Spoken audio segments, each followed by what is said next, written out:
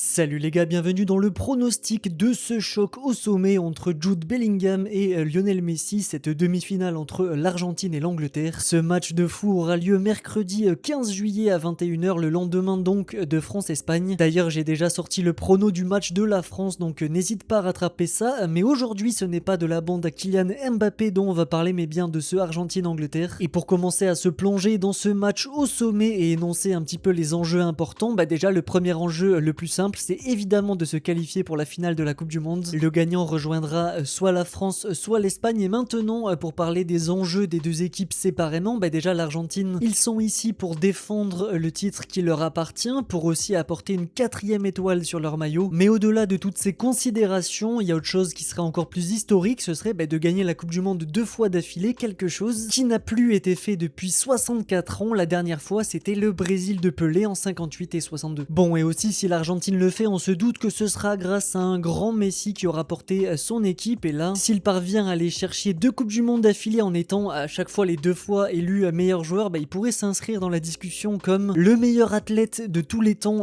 tous sports confondus, même au-delà de la sphère footballistique. Et pour terminer aussi un mot sur le sélectionneur Scaloni qui pourrait, en gagnant 2 Coupes du Monde et 2 Copa América, devenir le plus grand sélectionneur de l'histoire. Bon, évoquons un petit peu les enjeux pour l'Angleterre qui sont bien différents. La seule et unique fois que cette nation est allée en finale de Coupe du Monde, c'était en 66. La CDM qu'ils avaient eux-mêmes accueilli et eux-mêmes remporté d'ailleurs avec Bobby Moore en tête d'affiche, le capitaine emblématique de cette génération 66, et depuis ça a été une disette qui dure depuis 60 années. Et en plus d'avoir une histoire assez tragique avec la Coupe du Monde, on a aussi une génération anglaise, là depuis la fin des années 2010, début des années 2020, qui pourrait être considérée comme peut-être la plus grande génération de losers de l'histoire du football, en tout cas dans le top 3, 4, 5. Parce que oui, je viens de me rappeler quelques générations hollandaises notamment, c'est compliqué de faire mieux, mais c'est vrai que les Anglais ont perdu par exemple 2 finales d'Euro consécutives, à chaque fois en plus dans des matchs très serrés, au penalty contre l'Italie et seulement 2-1 contre l'Espagne avec un but en fin de match. Et donc on est peut-être là en 2026 sur la compétition de la dernière chance pour cette génération, en tout cas un moyen de congédier leur sort. Et pour terminer sur le plan individuel, Harry Kane a moyen de rentrer dans l'histoire de son pays et peut-être même l'histoire du football, parce que oui, en cas de succès, je pense que le Ballon d'Or lui reviendrait logiquement, en tout cas il sera pas loin de l'être, et surtout il rentrerait comme étant peut-être la légende numéro 1 de l'histoire du football anglais. Et oui, ce serait le second capitaine avec Moore à être champion avec cette nation. Également, il est déjà le meilleur buteur de l'histoire de l'Angleterre de très loin, et alors si tu corrobores ça avec une année où tu fais Ballon d'Or, Coupe du Monde, là je pense que c'est sans contestation possible une légende absolue de ce pays.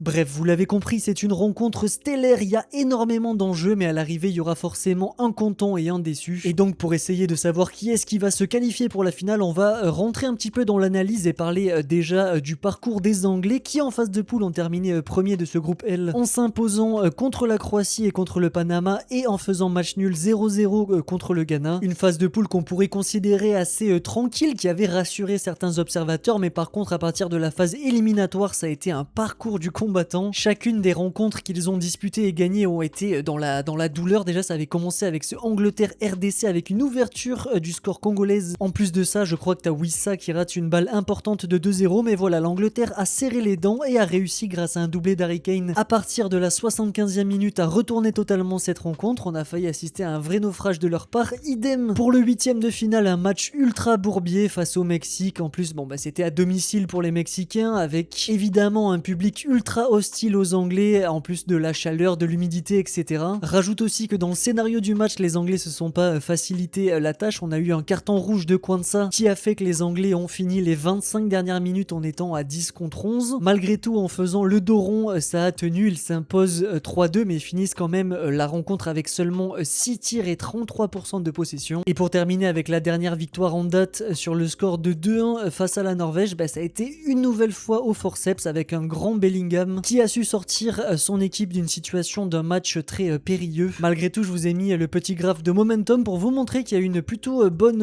entame de match de la part des Anglais. Une possession qui était certes assez stérile, mais un semblant de contrôle sur la rencontre avant justement l'ouverture du score à contre-court du jeu de Sheldrup. Mais les Anglais ont bien répondu avec Jude Bellingham qui égalise juste avant la mi-temps. Et en fait les gars, si vous avez vu ce match et vu la seconde période, et vous voyez aussi avec le momentum que c'est la Norvège qui a eu pas mal de domination dans la deuxième partie de cette rencontre. contre. Ils ont mis le pied sur le ballon et l'Angleterre ne produisait plus rien. En plus de ça, j'ai pas trouvé Tuchel très inspiré dans ses changements. Quand de son côté, le sélectionneur norvégien a bien redynamisé son secteur offensif avec les entrées de Nusa et de Bob. J'ai trouvé justement que Tuchel a mis du temps à s'adapter à ces deux entrants et a laissé son équipe galérer avec des choix un petit peu bizarres, notamment celui de sortir Rice à la mi-temps, celui aussi de mettre Eze un petit peu plus bas sur le terrain et de mettre Reece James dans un rôle de milieu défensif plutôt que de latéral droit à son entrée. Mais heureusement pour les Anglais, il a rectifié tout ça avec l'entrée de Spence qui a totalement changé la dynamique du match et aussi le replacement de Reece James en tant que latéral droit. Et donc grâce à ces changements, le momentum s'est un petit peu inversé en prolongation, ce qui a donné aussi le deuxième but anglais avec Bellingham. Mais pour revenir un petit peu justement sur Jude et sa relation avec son sélectionneur, on a eu cette déclaration assez bizarre à la fin du match où en fait une question lui est posée en disant Thomas Tuchel sort de la zone d'interview et a dit qu'il avait été déçu par le contenu de son équipe, et en fait Bellingham a répondu de manière assez sèche et condescendante, limite en disant peut-être que Tuchel ne sait pas ce que c'est de jouer un match à telle intensité, faisant comprendre que Tuchel n'a pas eu une grande carrière de joueur et peut-être qu'il ne comprend pas ce que c'est de jouer ce genre de match, et donc ça vient peut-être marquer une forme de tension naissante dans le vestiaire avec un sélectionneur allemand qui en demande beaucoup à ses joueurs. Dans tous les cas, voilà, vous l'avez compris, cette équipe est arrivée en demi-finale en galérant fortement et peut-être qu'il commence à y avoir des tensions au sein de l'équipe. Parlons maintenant du 11 qui sera aligné face à l'Argentine. Et là, avec Tuchel, c'est encore une fois compliqué parce qu'il change beaucoup, pas trop de dispositifs mais plutôt de joueurs. Et avec aussi la suspension qui se prolonge de Kwanza, ça pose aussi pas mal de questions sur l'identité du secteur défensif. Dans tous les cas, vous avez ici les joueurs qui ont démarré face à la Norvège. Je pense que Pickford, Guy, Konsa ce sera titulaire, peut-être aussi O'Reilly, même si l'entrée de Spence a apporté pas mal de bonnes choses. Concernant le milieu de terrain, je pense que Rice, Anderson, Bellingham, ça va pas bouger, même si effectivement Rice a été remplacé à la mi-temps par Tuchel, mais il a expliqué que c'était un choix tactique voulant un profil plus offensif comme Eze, mais que Declan Rice n'avait aucun souci physique, un pur changement tactique. Et maintenant sur le secteur offensif, je pense que Kane et Gordon seront titulaires, alors que Madueke, je suis pas certain, il a été sorti à la mi-temps par Tuchel et il a fait une première période dégueulasse face à la Norvège. Oui, c'est un mec qui a beaucoup de générosité, qui propose énormément, mais techniquement ça a été assez cata. L'entrée de Saka qui a été bien meilleure peut-être a changé la hiérarchie à ce rôle d'attaquant droit, et donc moi, si je dois parier sur la compo qui démarra face aux Argentins, je pense qu'on va retrouver un Konsa qui retrouve sa place en défense centrale, repartir avec la charnière Gueye-Konsa qui a commencé la compétition parce que Stones m'a pas forcément rassuré. Ensuite, je pense qu'il va laisser O'Reilly parce que plus sécurisant défensivement, et maintenant à droite, ça dépendra de l'état physique de Reece James. S'il a 90 minutes dans les jambes, je pense qu'il démarrera, sinon ce sera Spence à sa place. Et ensuite, pour le reste de la compo, Rice, Anderson, Bellingham, Gordon, Kane et je pense Saka en tant qu'attaquant droit. Bon, voilà, maintenant qu'on connaît le 11, un petit mot sur les forces et faiblesses de cette équipe. Déjà, pour les forces, je pense qu'ils ont un milieu de terrain assez exceptionnel et surtout un duo individuel offensif entre Kane et Bellingham qui est en feu lors de cette Coupe du Monde. Également, je trouve que mentalement, ils sont très costauds. Comme on l'a vu dans leur parcours en phase éliminatoire, ça a été que des matchs que tu vas chercher avec les tripes. Cependant, attention, pour être champion du monde, il faut un petit peu plus que de la grinta et quelques individualités intéressantes. Et franchement, je trouve que cette équipe a encore pas mal de manques. Déjà, dans les parties, on voit de gros temps faibles concédés par les Anglais. Des moments où pendant 10-15 minutes, ils touchent pas un ballon et ils sont vraiment acculés dans leur surface. On l'a vu très bien en deuxième période face à la Norvège. En plus de ça, il y a quelques individualités qui me rassurent pas forcément. Déjà, Pickford a été vraiment flippant face à la Norvège. Également, la défense, c'est pas exactement ce qui se fait de mieux dans le tournoi, donc attention. Cette équipe a des faiblesses, oui, mais n'en reste pas pour le moins assez redoutable.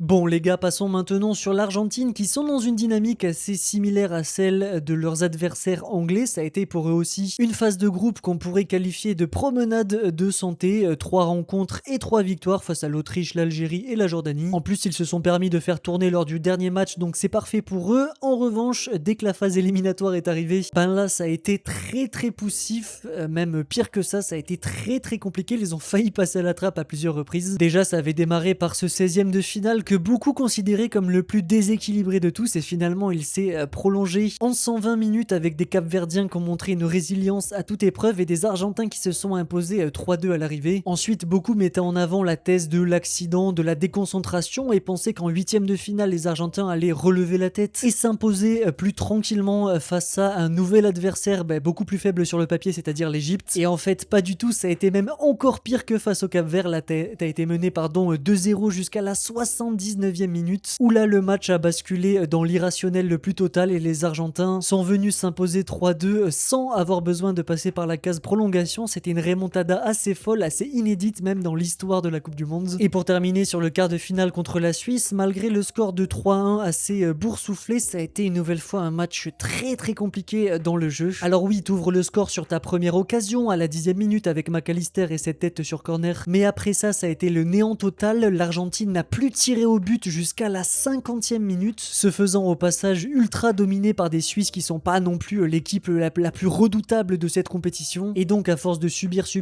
les Suisses ont égalisé et heureusement pour toi, t'as Mbolo qui a fait une connerie monumentale avec une simulation totalement inutile qui a provoqué son deuxième carton jaune, donc un carton rouge, et des Argentins qui passaient à 11 contre 10 dans un scénario qui était totalement idyllique pour eux à ce moment-là, qui ne voyaient plus le jour dans ce match. Et donc face aux Suisses totalement épuisés physiquement, les Argentins se sont imposés 3-1 après prolongation, mais la conclusion qu'on peut tirer sur cette équipe, c'est que d'une part elle est moins forte qu'en 2022, qu'elle a effectivement un mental à toute épreuve, mais qu'elle a un petit peu comme l'Angleterre tendance à parfois avoir des gros temps faibles, avoir des périodes où elle n'arrive pas à reprendre le contrôle des rencontres et subit énormément. Et le dernier truc, c'est que je trouve cette équipe argentine très Messi dépendante. C'est vraiment lui à 39 ans qui est à la base de tout. Sur toutes les offensives, il faut absolument que ça passe par Messi. Également, si tu prends le côté statistique, il a à lui tout seul marqué autant de buts que l'entièreté de l'équipe argentine réunie. Et je pense malheureusement que cette unidimensionnalité dans le jeu et ce repos sur une individualité seule pourra poser problème à l'Argentine et sera un facteur limitant dans des rencontres contre de meilleurs adversaires. Bref, voilà, parlons maintenant du 11 qui sera aligné face à l'Angleterre, et là il y a beaucoup moins de doutes parce que les Argentins ont une ossature très claire et un 11 qui ne bouge quasiment plus depuis quelques matchs. Vous l'avez sous les yeux, ça c'était celui qui était aligné lors du quart de finale face à la Suisse avec Martinez, Romero, Martinez, Tagliafico et Molina pour la défense. Ensuite pour le reste, Scaloni a abandonné son 4-4-2 à plat pour passer à un 4-4-2 en losange. Sa volonté c'est effectivement de surcharger l'axe du terrain pour avoir un petit peu plus de contrôle du ballon et contrôle de l'entrejeu. Pour ce faire, il titularise 4 milieux que sont Paredes, Rodrigo De Paul, McAllister et Enzo Fernandez un petit cran plus haut. Et pour terminer maintenant sur les deux attaquants, il y a évidemment Lionel Messi le capitaine et puis Julián Álvarez qui l'accompagne, même si par moment et par ses bonnes entrées, Lautaro Martinez pourrait peut-être être titulaire face à l'Angleterre. Dans tous les cas, voilà, c'est le 11 qui est le plus logique. Maintenant, pour parler un petit peu de leur manière de jouer, je trouve que c'est une équipe qui joue un football qu'on pourrait qualifier d'un autre temps, une équipe un petit peu à l'ancienne. Et oui, en plus du vice un petit peu qui les caractérise et d'une génération vieillissante, on est aussi sur une équipe qui a un tempo très lent, qui est très reposé sur une individualité et sur un jeu qu'on pourrait qualifier de positionnel plutôt qu'un jeu de transition. D'ailleurs, c'est une équipe qui ne joue pas du tout les contre-attaques et qui a pas du tout les profils pour le faire. En plus, comme on l'a évoqué, c'est une équipe qui subit énormément de temps faible, et ça c'est dû à deux choses: à leur bloc médian qui est pas super efficace, leur défense qui individuellement n'est pas giga forte, et aussi le fait que les profils des attaquants et notamment celui de Messi fait que tu peux pas avoir un pressing collectif cohérent, et donc tu offres la possibilité à ton adversaire que de déployer son jeu, que de ressortir les ballons sans difficulté. Ça nous donne donc une équipe d'Argentine qui est très perméable défensivement. D'ailleurs ils ont concédé 6 buts sur leurs 4 derniers matchs de cette Coupe du Monde, et donc pour toutes ces raisons je les sens pas impériaux et je les sens très friables, beaucoup moins dominants qu'en 2022.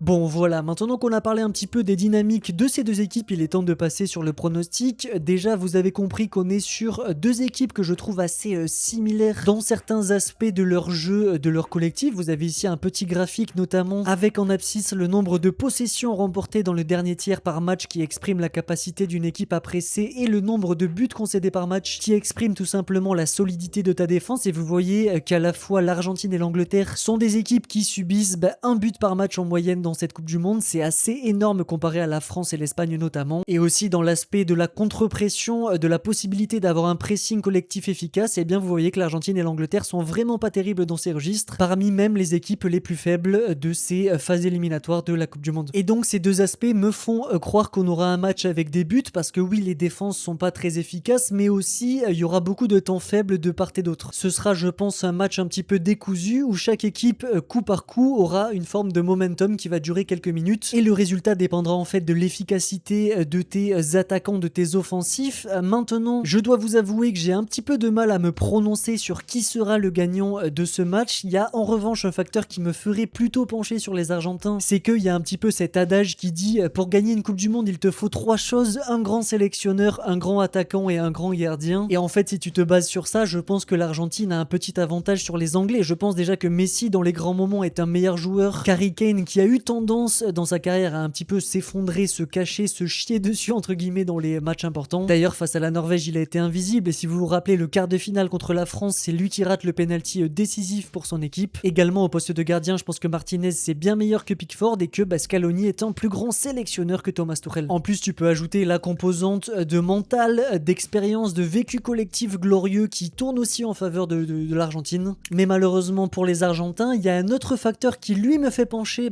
plutôt sur les Anglais, c'est la profondeur de l'effectif, les options qu'il y a sur le banc. Et là, je pense qu'il y a un gros avantage pour les Anglais avec des profils comme Rashford, Madueke, Rodgers, Eze ou même Spence, qui quand ils rentrent apportent un vent de fraîcheur, apportent quelque chose de nouveau, alors que l'Argentine a vraiment un effectif très réduit. Les seuls entrants qui font quelques petites différences côté argentin depuis le début de cette Coupe du Monde, c'est Lautaro Martinez et peut-être Almada, même s'il n'est pas super tranchant. T'as aussi Nico Gonzalez et Montiel qui apportent une nouvelle dynamique sur les côtés au niveau des latéraux, et peut-être un Nico Paz qui pourrait rentrer en cas de match où tu dois remonter un score, même s'il n'a pas été des masses utilisé par Scaloni jusqu'à présent. Bon, et pour terminer sur un dernier facteur qui me ferait peut-être pencher un petit peu plus sur les Anglais, c'est qu'il y a un mec qui est en mission, il y a un mec qui marche sur l'eau, c'est évidemment Jude Bellingham. Et s'il continue sur cette lancée, peut-être qu'à lui tout seul, il va qualifier les Anglais en finale. Mais mon pronostic définitif pour ce match entre l'Argentine et l'Angleterre, c'est que déjà cette rencontre ira en prolongation. J'imagine un match très âpre, très haché, avec beaucoup de tension, beaucoup de duels, mais dans lequel il n'y aura pas un rythme de fou, ni une qualité technique au-dessus de la moyenne. Je pense qu'il y aura effectivement des temps forts et faibles de chaque côté, que ça va se rendre coup pour coup. Je vois peut-être un 2 partout à l'issue des prolongations, avec un but de Bellingham et un but de Kane côté anglais, et peut-être voilà un petit doublé de Messi côté argentin. Une qualification en finale qui sera décidée alors sur une séance de tir au but, et à ce petit jeu-là, j'ai plus confiance en Martinez qu'en Pickford. Surtout que les Argentins dans cet exercice sont très très forts. Je suis allé checker, si tu combines Copa América et Coupe du Monde, ils ont remporté les 4 dernières séances de pénaux qu'ils ont disputées. Et donc la bande à Messi aura l'occasion de défendre son titre en se qualifiant pour la finale. Voilà les amis, n'hésitez pas à me dire en commentaire si vous êtes d'accord avec ce pronostic. N'oublie pas de liker et de vous abonner pour soutenir ma chaîne. D'ailleurs, si vous voulez aller check mon prono de France-Espagne, n'hésitez pas. Il me reste plus qu'à vous souhaiter de bonnes demi-finales. C'était Capia, gros bisous.